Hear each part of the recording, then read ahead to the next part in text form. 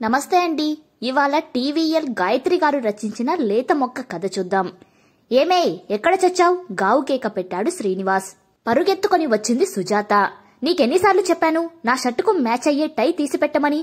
తొందరగా blue colour టై ఇచ్చి చావు. శ్రీనివాసుకు బ్లూ కలర్ టై క్షణంలో తెచ్చిపెట్టింది సుజాత. నిద్ర లేచింది మొదలు ఆఫీస్కి వెళ్లేలోపు అరడజను సార్లైనా భార్యను తిట్టాల్సిందే. అతడు కారు తీసుకుని ఆఫీస్కి వెళ్లంగానే హమ్మయ్య అనుకుంటూ ఊపిరి పీల్చుకుంది సుజాత. సుజాతకు పెళ్లై 15 ఏళ్లయింది. అత్తగారు మామగారు ఉండేవారు. మామగారు ఎప్పుడూ అత్తగారిని తిడుతూ ఉండేవారు. ఏమే ఓసే దరిద్రపు మొహమా అంటూ అత్తగారిని పిలవటం మొదట్లో చాలా వింతగా ఉండేది సుజాతకు. పుట్టింట్లో ఇలా ఎవ్వరూ ఉండరు. ఆమె తల్లిదండ్రుల మధ్య అనురాగ బంధం చాలా పటిష్టంగా ఉండేది. చిన్నాన్నలు పెదనాన్నలు కూడా తమ భార్యలతో ఎంతో ప్రేమగా ఉండేవారు. అత్తగారింట్లో అందుకు విరుద్ధం. అక్కడ ఆడవాళ్లను కించపరుస్తూ ఉండే మామగారిని చూస్తే కంపరంగా ఉండేది సుజాతకు. అత్తగారు చాలా మెతక మనిషి. అగ్గగ్గలాడుతూ భయంగా పనులు చేస్తూ ఉండేది. ఇక శ్రీనివాసు తండ్రిని ఎంతో గౌరవించేవాడు. తండ్రితో ఎంతో వినయంగా విధేయతతో మసులుకునేవాడు. తామిద్దరూ ఎక్కడికి వెళ్లాలన్నా తండ్రి అనుమతి కావాల్సిందే. భార్యకు ఏమన్నా కొనాలన్నా తండ్రికి చెప్పాల్సిందే. భార్యతో మాత్రం చాలా రిజర్వ్డ్ గా ఉండేవాడు శ్రీనివాస్. భార్యకు కాస్త కూడా చనువిచ్చేవాడు కాదు. ఒరే శ్రీను, భార్యను అదుపాజ్ఞలో పెట్టుకోవాలి. దద్దమ్మలాగా పెళ్ళాం మాట విని పడి ఉండకు. మగ పుట్టాక కాస్త దక్షత అన్నది నేర్చుకోవాలి. అడంగి రేకులా వెదవలాగా ఆడవాళ్లతో అన్నీ వాగుతూ కూచోకు అంటూ మామగారు అరిచి కొడుక్కి చెప్తుంటే సిగ్గుతో పాటు ఏడుపు వచ్చేది సుజాతకు. పుట్టింటికి వెళ్లి తల్లితో చెప్పుకుంది. ఆస్తిపాస్తి ఉన్న సంబంధం, ఒక్కడే కొడుకు. అత్తగారు గయ్యాలి కంప అయితే బాధపడాలి కాని మామగారు ఆవిడ మీద అరుస్తూ ఉంటే నువ్వెందుకు బాధపడటం? అల్లుడు కాస్త రిజర్వ్డ్ టైపు అయితే కాస్త నువ్వే సర్దుకుపోవాలి. మన తాహతుకు మించిన సంబంధం. రేపు మీ మామగారు హరి అంటే పెత్తనమంతా నీదే. ప్రతి ఇంట్లోనూ రకరకాల సమస్యలు ఉంటాయి. మనకు నచ్చినట్లే అందరూ ఎలా ఉంటారు? అల్లుడు గారికి ఏ తాగుడో చిట్టట్లాట్లో ఉంటే దిగులు పడాలి. అట్లాంటివి లేవు కదా. నీ తర్వాత చెల్లెలి పెళ్లి కూడా ఉంది. పెద్దదానివి, కాస్త ఆలోచించు. చిన్న సమస్యల్ని భూదత్వంలో చూడటం మానుకో. పిల్లలు పుట్టాక మగవాళ్లకు బాధ్యత వస్తుంది. మెల్లగా అతడికి సర్దు చెప్పుకుందువు గాని. తల్లి మాటలకు ఏమనాలో తోచలేదు సుజాతకు. తల్లి చెప్పింది ఒకటి మాత్రం నిజం. తండ్రి తిరిగి ఈ సంబంధం తెచ్చాడు. జాతకాలు నప్పలేదనో, పిల్ల మరీ పీలగా పొట్టిగా ఉందనో, కట్న కానుకలు సరిపోలేదనో ఏదో కారణం చేత సంబంధాలు కుదిరేవి కాదు. ఆ సమయంలో ఈ సంబంధం వచ్చింది. వాళ్లకు పిల్ల నచ్చడంతో తండ్రి కాస్త రిలీఫ్ ఫీల్ అయ్యాడు. కట్న కానుకలు లాంఛనాల దగ్గర కొంచెం బేరాలు జరిగినా మధ్యవర్తి తెలివితేటలతో మొత్తానికి సంబంధం కుదిరింది.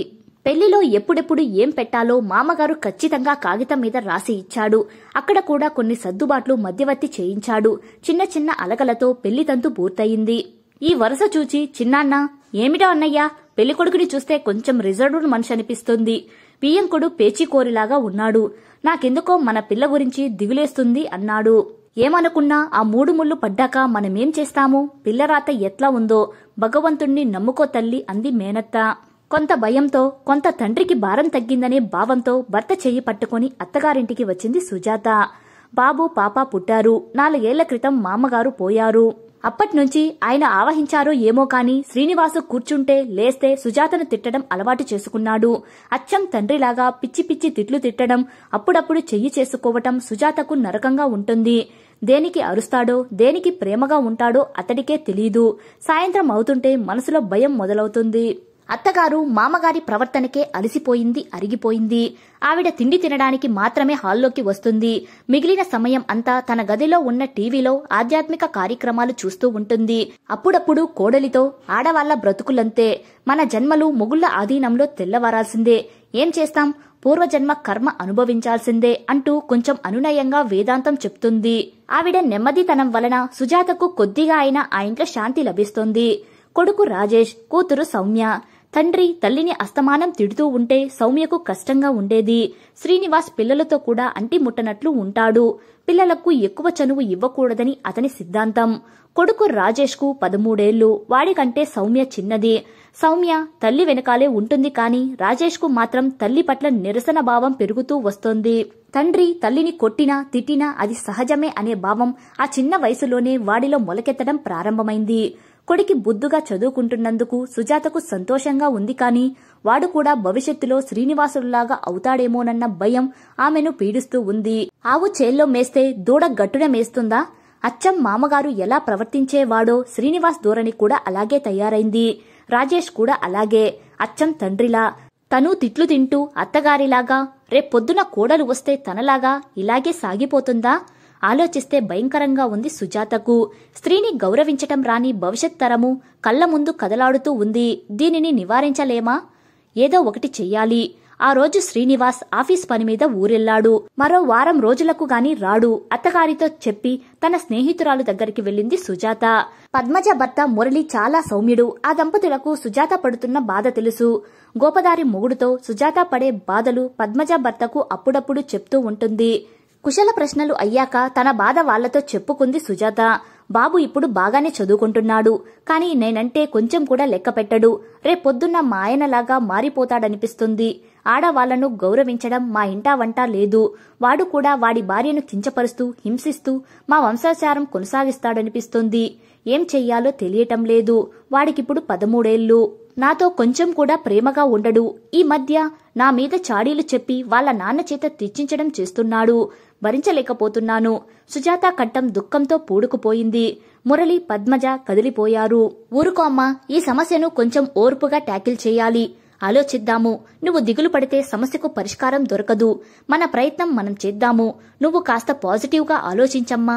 పిల్లవాడిలో మంచి అలవాట్లు చదువే కాదు, ఉన్నతమైన సంస్కారం ఉండటం కూడా ఆవశ్యకం. నాకు తెలిసిన స్నేహితుడు ఉన్నాడు. అతడు సైకియాట్రిస్ట్. అతడు కౌన్సిలింగ్ ఇస్తూ ఉంటాడు. నేను అతడిని కనుక్కుంటాను అంటూ ఓదార్చాడు మురళి. మా ఆయనలో ఉన్న మృగ లక్షణాలు పిల్లవాడికి కూడా వస్తాయని నాకు భయంగా ఉంది. నా జీవితం నాశనమైనట్లు, ఇంకో తల్లి కన్న బిడ్డ జీవితం వేడి చేతిలో నాశనమవుతుందనే భావన నాకు మనశ్శాంతి లేకుండా చేస్తుంది అంది సుజాత. బాధపడి ప్రయోజనం లేదు సుజాత. మన ప్రయత్నం మనం చేద్దాం. రేపు డాక్టర్ దగ్గరకు వెళ్దాం అనునయించింది పద్మజ. రెండో రోజు పద్మజ, సుజాత కలిసి మురళి ఫ్రెండ్ డాక్టర్ చంద్రశేఖర్ దగ్గరకు వెళ్లారు. అప్పటికే అక్కడికి మురళి వచ్చి చంద్రశేఖర్తో మాట్లాడుతూ ఉన్నాడు. సుజాత తన సమస్య అతడికి వివరించింది. మీరు చాలా మంచి పని చేశారు మేడం. చాలా మంది పేరెంట్స్ పిల్లలకు ర్యాంకులు ఎలా వస్తున్నాయో అని ఆలోచిస్తున్నారు తప్ప వాళ్ళ క్యారెక్టర్ గురించి ఆలోచించరు. పిల్లవాడు మంచి మనిషిగా తయారవ్వాలి అంటే పెద్దవాళ్లు కొంచెం శ్రద్ధ పెట్టాలి. మొక్కై వంగనిది మానయ్యాక వంగుతుందా? లేత వయసులో పిల్లలు పెద్దవాళ్లను చూచి నేర్చుకుంటూ ఉంటారు. పిల్లలు సరియైన వ్యక్తిత్వాన్ని బిల్డప్ చేసుకుంటున్నారా లేదా అనే వివేకం ఈనాటి పేరెంట్స్లో లోపించిందనిపిస్తుంది. లేకపోతే ఈ రోజు ప్రీతి, నిర్భయ, దిశల లాంటి అభాగ్యునుల సంఖ్య రోజురోజుకి పెరగదు కదా. ఆడపిల్లల పట్ల గౌరవభావం పెంపొందించే కార్యక్రమాలు మేము చేస్తూ ఉంటాము. మీ అబ్బాయి గురించి బెంగపడకండి. వాడిలో తప్పకుండా మార్పు వస్తుంది. చంద్రశేఖర్ మాటలతో కొంచెం నమ్మకం వచ్చింది సుజాతకు. ముందు మనం స్కూల్ ప్రిన్సిపాల్ ని కలుద్దాము అన్నాడు చంద్రశేఖర్. అందరూ కలిసి రాజేష్ చదివే స్కూలుకు వెళ్లారు. అపాయింట్మెంట్ తీసుకుని ప్రిన్సిపల్ రూమ్ లో కూర్చున్నారు. రాజేష్ చాలా చక్కని స్టూడెంట్. ఎప్పుడూ చదువులో ముందుంటాడు. అతడితో ప్రాబ్లం ఏమిటి అడిగింది ప్రిన్సిపల్ వసుధ. టూకీగా సమస్య ఆమెకు వివరించాడు చంద్రశేఖర్. మేడం, ఒక్క రాజేష్ అని కాదు, ఈ రోజు సమాజంలో పిల్లలకు తోటివారి పట్ల బాధ్యత మెలగటం, ప్రేమగా చూసుకోవటం, లింగ, జాతి, మత, కుల వివక్ష లేకుండా పెరగటం చాలా అవసరం. సమాజంలో డ్రగ్స్ ఒకవైపు రాజ్యమేలుతున్నాయి. వికృతమైన చేష్టలకు, హింసాత్మక ప్రవృత్తికి యువత అలవాటు పడుతుంది. హైస్కూలు స్థాయి నుండి పీజీ స్థాయి దాకా పిల్లల క్యారెక్టర్ గురించి పేరెంట్స్ ఆందోళన పడుతున్నారు. దీనిని అరికట్టడానికి అందరం కలిసి కృషి చేయాలి. ఇది సమాజంలోని ప్రతి ఒక్కరి బాధ్యత. మీరు అనుమతిస్తే వారానికి 2 క్లాసులు మగపిల్లలకు వేరుగా, ఆడపిల్లలకు వేరుగా మా వాళ్లు తీసుకుంటారు. వ్యక్తిత్వ వికాసం గురించి, మోరల్స్ గురించి పాఠాలు చెప్తారు. దానివల్ల కొంత మార్పు రావచ్చు. రాజేష్ ఒక్కడినే పిలిచి వార్నింగ్ లాగా ఇస్తే ఇంకా మొండిగా తేలిపోతాడు. వసుధ ఆలోచించింది. మీరు చెప్పింది బాగానే ఉంది. మోరల్ క్లాసులు తీసుకోవాలి అంటే నేను అడ్జస్ట్ చేయాలి. నేను యాజమాన్యంతో మాట్లాడి చెప్తాను. నేను కూడా రాజేష్ మీద ప్రత్యేక శ్రద్ధ తీసుకుంటాను అంది వసుధ. ఆవిడ దగ్గర సెలవు తీసుకుని ఎవరిళ్లకు వాళ్లు వచ్చారు. 2 రోజుల తర్వాత వసుధ సుజాతకు ఫోన్ చేసింది. మోరల్ క్లాసులు వారానికి 2 అడ్జస్ట్ చేస్తానని, అయితే ఏం చెప్తారో మెటీరియల్ తనకు ఇవ్వాలని, ఆ ప్రకారంగా పిల్లలకు బోధించాలని, ఇతరమైన విషయాలు పిల్లల బుర్రల్లో చెప్పించకూడదని కండిషన్ పెట్టింది. ఒప్పుకుంది సుజాత. చంద్రశేఖర్ తన జూనియర్లను స్కూలుకు పంపడం మొదలుపెట్టాడు. అప్పుడప్పుడు పద్మజ వచ్చి సౌమ్యను, రాజేష్ను తన ఇంటికి తీసుకుని వచ్చేది. వాళ్ల పిల్లల ప్రవర్తన చూచి రాజేష్లో కొద్దిగా మార్పు కలగసాగింది. అటువైపు స్కూల్లో వసుధ మేడం రాజేష్ చేత మంచి మంచి ఆర్టికల్స్ వ్రాయించి డిబేట్లకు పంపించడం మొదలుపెట్టింది. ఒకసారి రామకృష్ణ మఠం వాళ్ళ వివేకానందుడి మీద వ్యాసరచనలు పోటీలు పెట్టారు. అక్కడ మురళి స్నేహితుడు ప్రకాష్ రావు మేనేజర్గా ఉన్నాడు. అతను రాజేష్ ని పిలిచి సెలవుల్లో సేవా కార్యక్రమాలకు వస్తావా అని అడిగాడు. అంతమంది పిల్లల్లో తనని అంత పెద్దాయన అడగటంతో పొంగిపోయాడు రాజేష్. ఆ తర్వాత వచ్చిన దసరా సెలవుల్లో రాజేష్ రోజు 2 గంటల రామకృష్ణ మఠంలో గడిపాడు. 6 నెలలు గడిచాయి. అందరి కృషి ఫలితంగా రాజేష్ లో చాలా వరకు మార్పు వచ్చింది. కొడుకులో వచ్చిన మార్పుని శ్రీనివాస్ గమనించాడు. అంతకు ముందులా కాకుండా కొడుకు సుజాతతో మాట్లాడటం, ఇంటి పనుల్లో సాయం చేయటం, చెల్లెలకి చదువులో తెలియనివి చెప్పడం అతడికి నచ్చడం లేదు. కొడుకుని తన వైపుకు తిప్పుకుని సుజాత అధికారం చలాయించాలనుకుంటుందని అతడిలో కోపం, ఉక్రోషం తన్నుకొని వస్తున్నాయి. 3 రోజులకొకసారి ఏదో ఒక యుద్ధం ఇంట్లో జరుగుతూనే ఉంది. చిన్న వయసు అవటం వలన రాజేష్ కు తండ్రి ప్రవర్తనకు ఎలా అడ్డు చెప్పాలో తెలియటం లేదు. కానీ సుజాత మాత్రం నిబ్బరంగా ఉంది. భర్త ప్రవర్తన ఆమెనిప్పుడు బాధించటం లేదు. అసలు అతడి గురించి ఆలోచించటం లేదు. కొడుకును కూతురును చూసుకుంటూ రోజులు గడుపుతోంది. రాజేష్ తండ్రికి ఎంత నచ్చ చెప్పాలని చూసినా శ్రీనివాస్ మాత్రం తన ధోరణి మార్చుకునేవాడు కాదు. విసుగు పుట్టిన రాజేష్, మనం నాన్నను వదిలి వెళ్దామమ్మా, ఈ హింస ఎన్నేళ్లు పడతావు అనేవాడు అప్పుడప్పుడు. వద్దులేరా, నాన్నను ఈ వయసులో వదిలి రాను. ఎంతైనా తాలి కట్టిన బంధం అంత సులువుగా వదులుకొని రాలేను. నా జీవితం ఇంతే, నువ్వు చెల్లెలు బాగుంటే చాలు అని కొడుకుకు సర్దు చెప్పేది సుజాత. కాలం గడిచిపోయింది. అత్తగారు చనిపోయింది. సౌమ్య పెళ్లయింది. రాజేష్ తనకు నచ్చిన అమ్మాయి నీలిమను చేసుకుంటానన్నాడు. నీలిమ రాజేష్ ఆఫీస్లో పనిచేస్తుంది. ససేమీర అన్నాడు శ్రీనివాస్.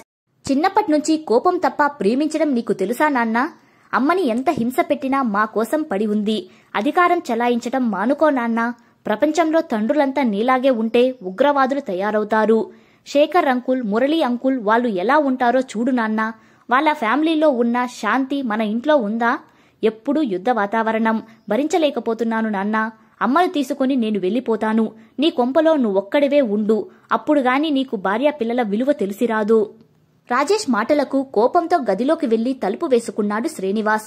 2వ రోజు, వాడికిష్టం వచ్చినట్లు అఘోరించమను. ఇదంతా నీ తెలివితేటలు. నన్ను ఒంటరివాణ్ణి చేసి నా మీద పగ తీర్చుకుంటున్నావు. వడ్డీతో సహా అనుభవిస్తావు అంటూ రుసరుసలాడాడు. కాని పెళ్లి మాత్రం తన అంతస్తుకు తగ్గట్లు చెయ్యాలన్నాడు. మొత్తానికి పెళ్లి జరిగింది. పూజ గదిలో నుంచి శ్రీనివాస్ గంట వాయిస్తున్నాడు. అంటే అర్థం ప్రసాదం త్వరగా తెచ్చిపెట్టమని. దరిద్రపు మొహమా, ఎక్కడ చచ్చావు అంటూ స్వామి వెంకటేశ్వర, భార్య ఒక మొద్దు, కొడుకు ఒక చవట, వాడి పెళ్లాం గీచిన గీత దాటకుండా దద్దమ్మలాగా బ్రతుకుతున్నాడు. వీళ్ల మధ్య నా గతి ఏమిటో నువ్వే కాపాడాలి తండ్రి అని రొప్పుతున్న భర్తను చూచి, ప్రపంచమంతా మారినా ఈయన మాత్రం మారడు అనుకుంటూ ప్రసాదం గిన్నె తెచ్చిపెట్టింది సుజాత. రాజేష్ వరండాలో భార్యతో కబుర్లు చెబుతున్నాడు. ఇద్దరిది ఒకటే ఆఫీస్ కావడంతో ఒకేసారి వెళ్లి సాయంత్రం ఇంటికి వస్తారు. చిలకా గోరింకల్లాగా ఉన్న కొడుకు కోడల్ని చూసుకుంటూ సుజాత కాలం గడుపుతోంది. సుజాత కోరిక నెరవేరింది. భార్యను, తల్లిని అపురూపంగా చూసుకుంటున్నాడు రాజేష్. అప్పుడప్పుడు బాధ్యత నెరిగిన మంచి కొడుకుగా, అనురాగం కురిపించే మంచి భర్తగా మాత్రమే కాదు, సమాజానికి సేవ చేసే సద్గుణవంతుడైన పౌరుడు కూడా. కథ సమాప్తం. కథ నచ్చితే లైక్ చేయండి. ఇలాంటి మరిన్ని వీడియోస్ కోసం మన ఛానల్ ని సబ్స్క్రైబ్ చేసుకోండి. మరో మంచి కథతో మళ్ళీ కలుద్దాం. Thank you.